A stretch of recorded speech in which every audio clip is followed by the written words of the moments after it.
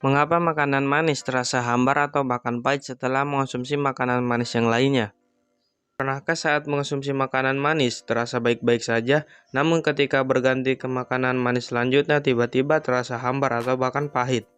Pergantian rasa ini tidak hanya berlaku pada makanan, tetapi juga pada minuman yang manis. Contoh sederhananya, seseorang baru saja makan brownies, lalu meminum kopi atau teh manis.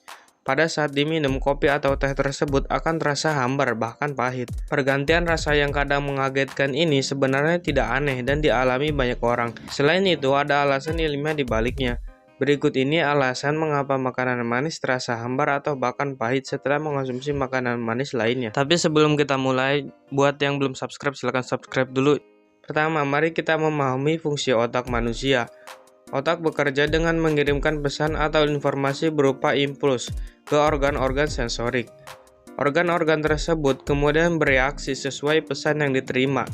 Ketika otak terbiasa dengan sinyal yang sama terus-menerus, dia cenderung akan mengabaikannya. Sebaliknya, dia akan fokus untuk mencari perubahan yang lebih nyata. Itu sebabnya, seperti contoh di atas, kopi atau teh tidak lagi terasa manis setelah mengonsumsi brownies yang secara relatif lebih manis. Saat merasakan manis dalam waktu yang lama, rasa tersebut menjadi suatu yang wajar. Otak tidak akan memperhatikan perbedaannya dan cenderung mengabaikan rasa manis tersebut. Sebaliknya, jika seseorang mengonsumsi makanan dengan rasa yang jauh berbeda, seperti makanan manis, maka otak tidak akan mengartikan rasa tersebut lebih dari yang sebenarnya. Sebagai contoh yaitu makan jeruk yang sedikit asam setelah mengonsumsi brownies.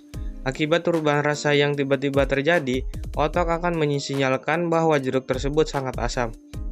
Hal ini tidak perlu dikhawatirkan, karena umumnya otak akan kembali normal setelah indera perasa beristirahat selama beberapa saat. Apa yang dialami indera perasa saat terbiasa dengan rasa manis tersebut sebagai kelelahan sensorik.